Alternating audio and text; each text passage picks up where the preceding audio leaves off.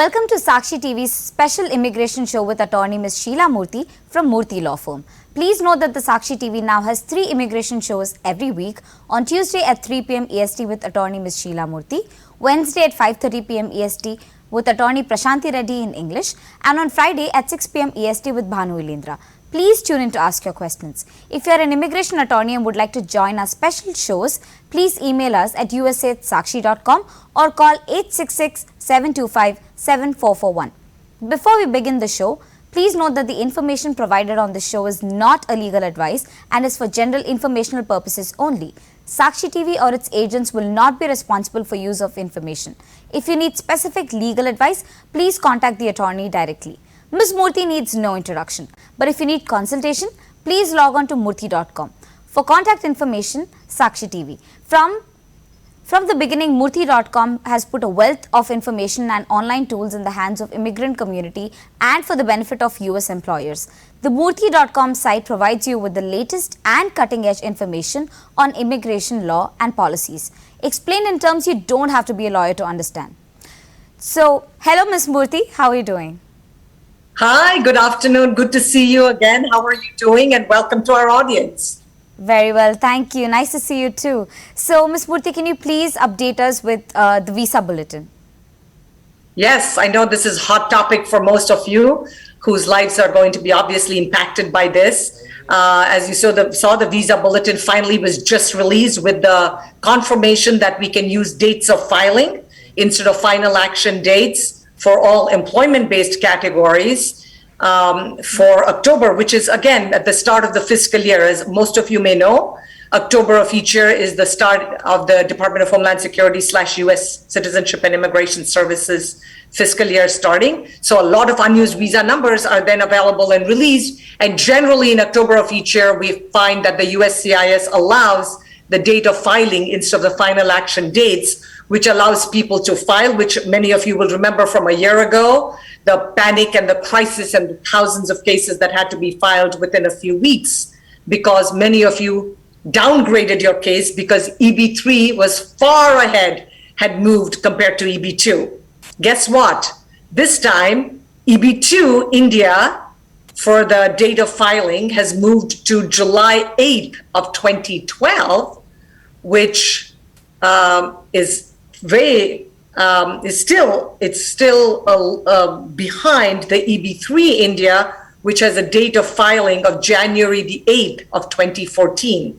So I know many of you did downgrades last year, but again, I don't know how many of you want to consider other options or what's going on, but there's a lot of excitement. I'm sure many of you have questions on this and would probably like to discuss it and figure out your strategy. And you should, as was explained, you also might want to discuss it with your company lawyer, your employer, if you want to do another upgrade back for some reason, or you're changing jobs or needing to file Supplement J and take advantage of the new visa bulletin dates.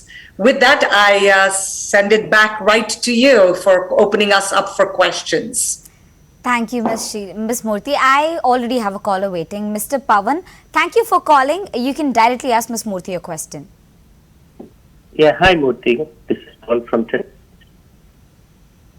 I have a quick question. So, with regards to the statement from in the predictions, like EB3 is gonna retrogress starting November.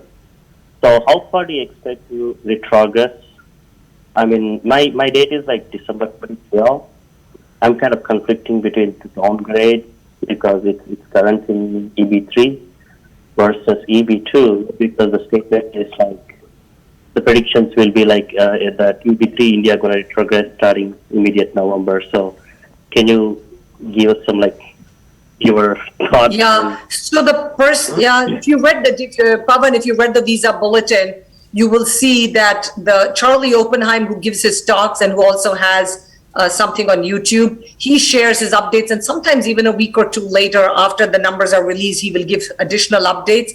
on where they see what numbers and where they expect and how much movement. It's when people ask me, can we guess? Do we know? I always tell people this is not a legal issue, Pavan. This is purely like saying, which lottery number will win? Because to a large extent, we don't have every nuance and every detail in order to make a very accurate prediction of, should you upgrade, should you downgrade, should you file, should you wait, etc. So the one way you can be sure is, besides reviewing the visa bulletin very carefully to understand how it may impact your particular situation, listen to what Charlie Oppenheim shares each month in his what they call Chats with Charlie in the YouTube. And there he will actually tell us USCIS has allowed us to move so many dates. For those who are not familiar with Charlie, Charles Oppenheim is the person in charge for the Department of State Visa Control Unit, and has been the primary person for almost 30 years or longer that has been helping to move the U.S. Department of State immigrant visa numbers and issuing the visa bulletin based on usage, based on discussions with the USCIS, and monitoring and tracking how much they expect things to move, the dates, etc.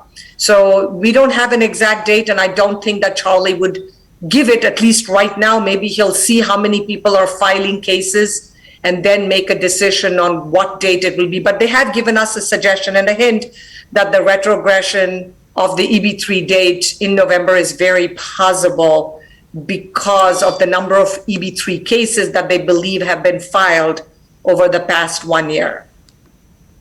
Pavan, I wish I could give you far more details, but I'm sharing the best information that we have as of now. Right. Thank you. Ms. Murthy, so moving on to our next caller, we have Mr. Srinivas from Virginia. Thank you for calling, Mr. Srinivas. You can directly ask your question to Ms. Murthy. Sure. Thank you for taking my call. I have two questions, quick. One is the EB3 downgrade processing is being second prioritized when compared with EB3 straightforward cases, where they didn't do downgrade, but the dates become current. So is there any estimate how in this current month or the next month, based upon the visa dates got released for October, is there any estimate like these downgrade cases can get prioritized or make it faster, especially in SRC service centers or Nebraska? What is the prediction of that? And second question is, tomorrow, September 15th, the budget reconciliation bill is getting released. That's what so many people get analyzing that. What is the chances of whatever the text they have been provided for mainly employment-based visas, the amounts like 15,000, 5,000, all those things? What is the chances of this getting approved and becoming a law?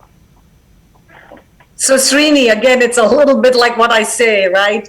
So for your regard to, let's start with your second question. So the budget reconciliation bill, I was, earlier discussing the one thing I've learned over the past 30 plus years of doing immigration law, we can never, ever rely on it or read the bills too carefully. It's good to know what's there. It's good to see what's on the horizon, Srini. But at the end of the day, we cannot rely on it because we have seen, even at the last minute where we were almost 99% sure something would get passed, something happens and the bill gets pulled.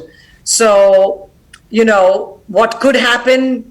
That's again, like nobody has a crystal ball to look into the future to know for sure.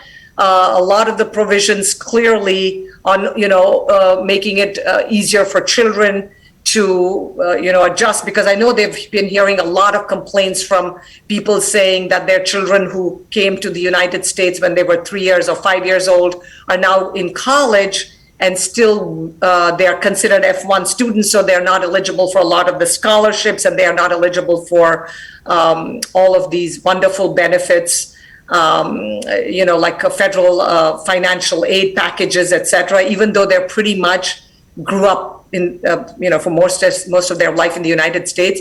So priority date, movement, what could happen, numbers, availability, etc. I would say let's wait till it's going to go to the president's desk for signature, because very rarely will the president say no And that's when we start saying, okay, this is almost a guaranteed. Right now, it's just a budget reconciliation bill. They've thrown in some immigration provisions. It is secondary to the budget as from the title of the bill itself.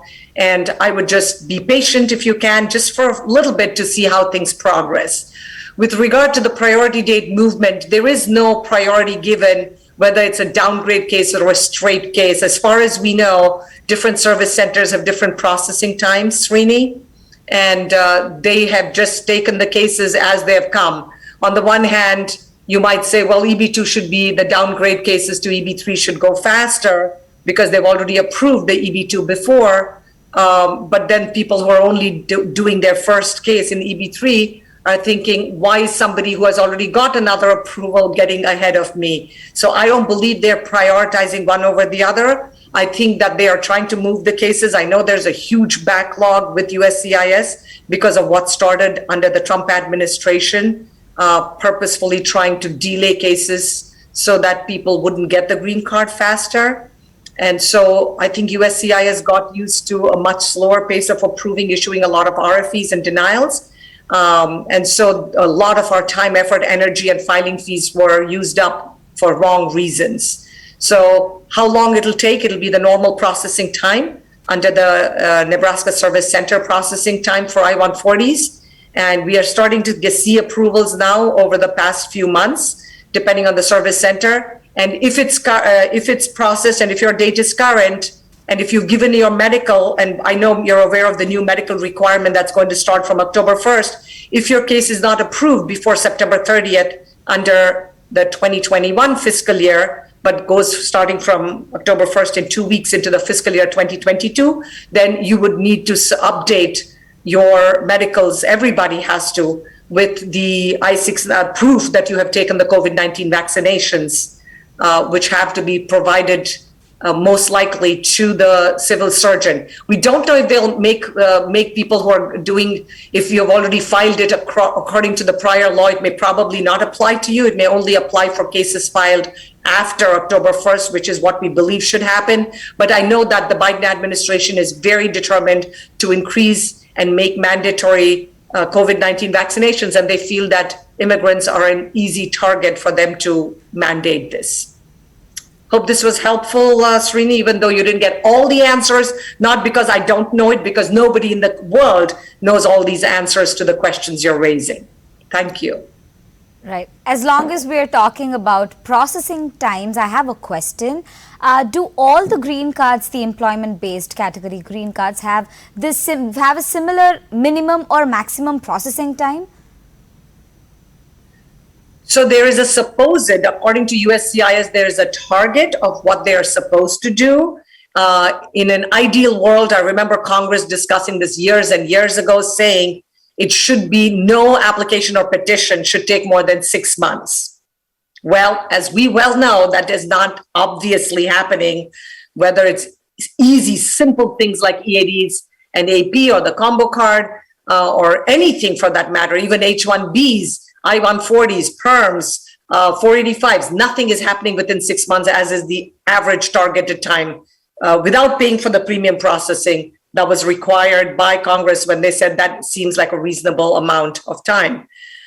So what has ended up happening, of course, is each of the different service centers have their own processing dates, which all of you are aware of. You look at it, it's the average processing time that they are looking at. And it's all over the place. We know Texas is taking much longer on many applications and petitions. Nebraska and Vermont are doing some of them faster. We have the National Benefits Center processing at its pace. So it's literally all over the place with no uniformity. One of the things that the American Immigration Lawyers Association has complained is that the fees have continued to increase. The quality of service has continued to get downgraded. And we, as the consuming public, are really getting the short end of the stick. They're not treating us like we are clients or customers. They're treating us almost like they're doing us a favor, and nobody's doing anyone a favor because everybody has to follow the law, do what's right. We want good immigrants. We want, this nation relies on immigrants for a lot of the STEM fields, for a lot of the professional positions, for faculty members. And with unemployment at historical lows and so many, over 10 million open jobs in the United States, I think it's high time that that USCIS gets their act together. So it's a wonderful question. I wish they had mandates. I wish there was a congressional mandate. They keep trying to increase the premium processing fees so they can take thousands and thousands more from us and continue to provide sloppy service after collecting so many thousands of dollars in regular processing fees. So sorry, we don't have an exact answer for anything. It seems like today's our day of no clear-cut answers because people want the lawyer to give them, the magic key to find all the answers to all your problems. Ms. Murthy, my next question is, will EB2 move forward in 2021? So we are definitely expecting continued forward movement in the employment-based categories because of, again, the huge number of unused immigrant visa numbers during the last few years, particularly last year for the last 18 months because of COVID-19, consulates not processing cases, USCIS being much slower, fewer staff members being available both with USCIS and at US Department of State consular posts around the world. So we definitely expect forward movement. But how much obviously is anybody's guess. Also, to the extent that a lot of people last October in 2020 filed the downgrade cases, as those cases keep getting approved and get allocated the EB3, get counted against the EB3 quota, then what's going to end up happening, presumably, at some point it's going to catch up and then EB2 should generally, as we know over the last several decades, is EB2 generally is always ahead of EB3 because the spillover, the unused EB1 goes to EB2, unused EB2 immigrant visa numbers fall to EB3. But then now we are dealing with an anomaly in this country in the present time because of a confluence of factors, as I just explained. So EB2 will continue to move. It will in fact, probably move faster at some point. But again, when that's going to happen, we don't know. We weren't sure if it would start from this October, but clearly, as you can see, there's still a substantial time gap with EB3 still ahead of EB. The EB right now, the priority dates have continued to move in both categories, and I just explained the 2012 and the 2014 dates. Right. Ms. Murthy, we have a caller waiting, Mr. Shiva from Arizona. Thank you for calling, Mr. Shiva. You can ask Ms. Murthy your question directly. Hi, Sheela. Thank you for allowing me. This is Shiva from Phoenix, Arizona. I have a quick question. I have my I-140, which is approved, which became a current in this April, but during the organization restructure, I have to move out of the different company. So current employer is trying to file my labor, but what they are saying is by the time we get labor approved, my I-140 is no more valid because validity for I-140, once it becomes current, there is only 1 year. So I'm not sure is it true or not true. What are the options I have? No. There is no validity expiration date. An I-140 is valid indefinitely, even after 10 years or 20 years. The only thing that remains, that is the 1 year rule, is to file if you want to file the I-824 to preserve the age for children who are aging out under the Child Status Protection Act, then there is a 1 year rule. So I don't know why the lawyer is getting confused between the validity of an I-140, which is valid indefinitely, and the Child Status Protection Act, where you have 1 year from the priority date becoming current in a particular category to file the 824 to argue that the child's age should be frozen or the clocks should stop ticking on the child because you have filed the I-824 to send the notification to the U.S. consulate abroad for processing of the immigrant visa for the consular processing option. I hope that was clear to you. That's what my understanding is. Just I'm trying to find what are the options if that is true. So I'll try to find out with the lawyer again. Thank you very much. Right. Sure, you're welcome. Ms. Murthy, my next question is premium processing available for all employment-based green cards?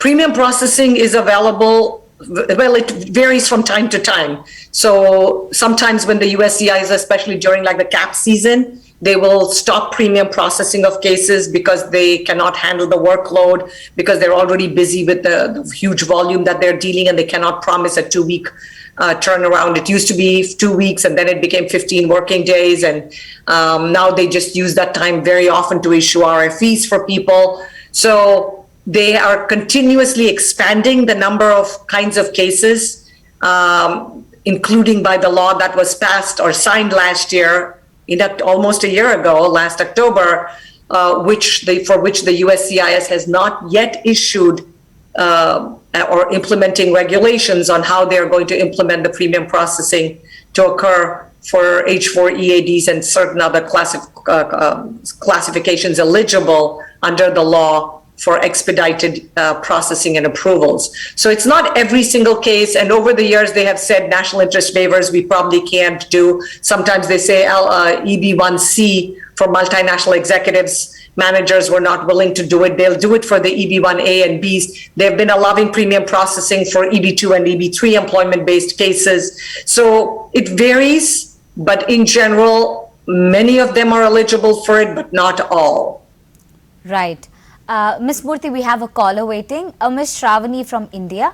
Thank you for calling, Ms. Shravani. You can ask Ms. Murthy your question directly. Yeah. Hi, Ms. Murthy. So I have a query regarding this I-797B. Our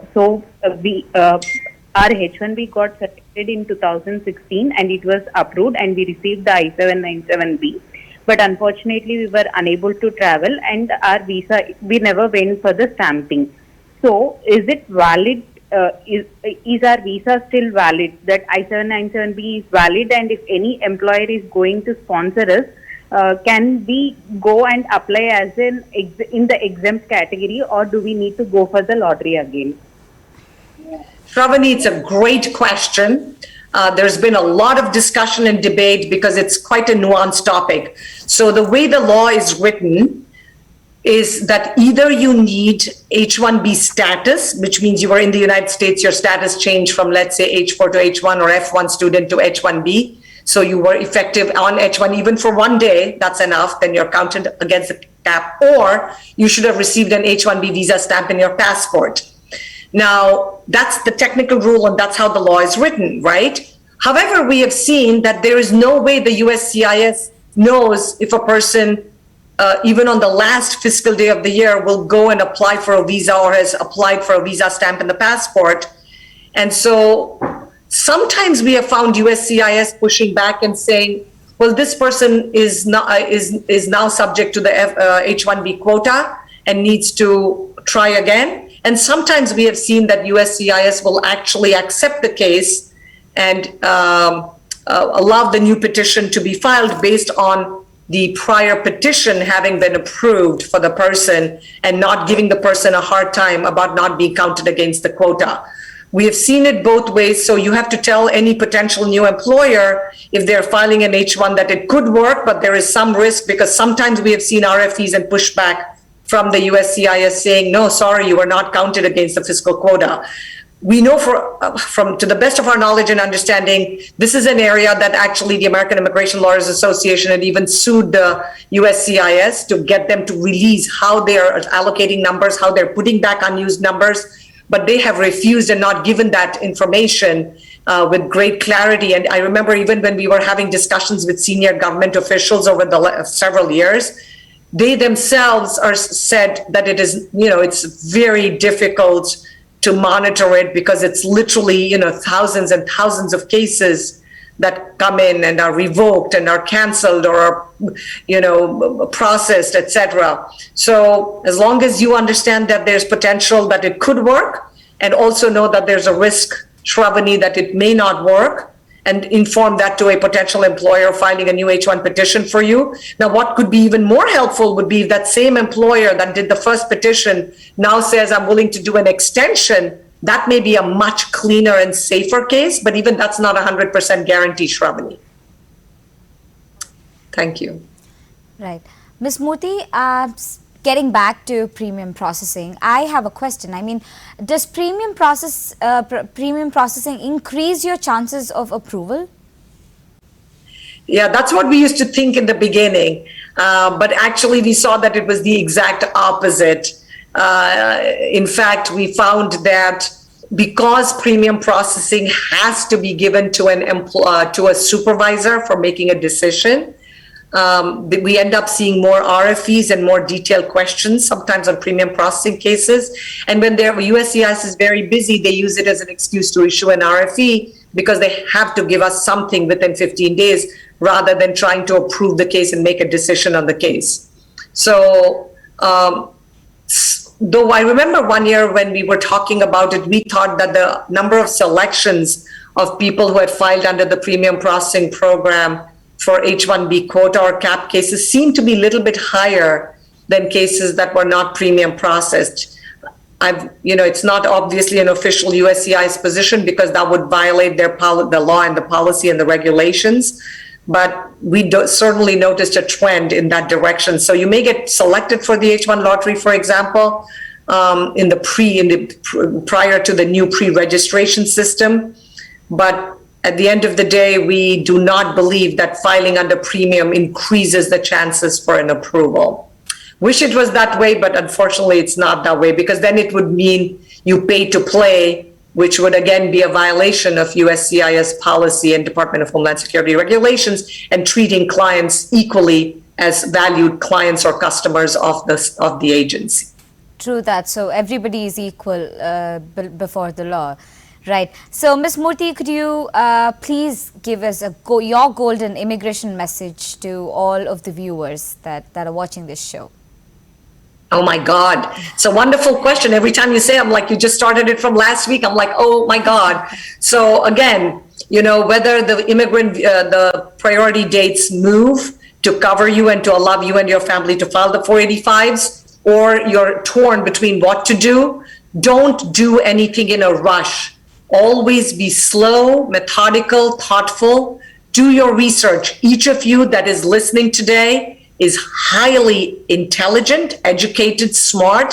That's why you're in demand. That's why you're an H-1B professional workers in the specialty occupation, and getting your green card process through your employer if you're in the green card process. Don't get flustered with changes in the law or changes in the policy or movement of priority dates.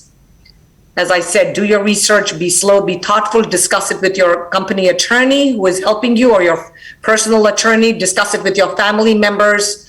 Sometimes get a second opinion or third opinion, as a lot of people do with us and our law firm, but move carefully, move slowly. I have often said, for those who are not aware, that Napoleon, when he was going to the Battle of Waterloo, Napoleon Bonaparte, when he was going to the Battle of Waterloo, told his valet who was dressing him, dress me slowly because I'm in a hurry.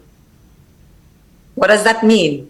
That when you have less time, you want to do things carefully, slowly, and methodically, so you will save more time in the end, rather, because that famous saying stays, a stitch in time saves 9. Being proactive and being thoughtful will actually save you time, effort, and energy in the long run.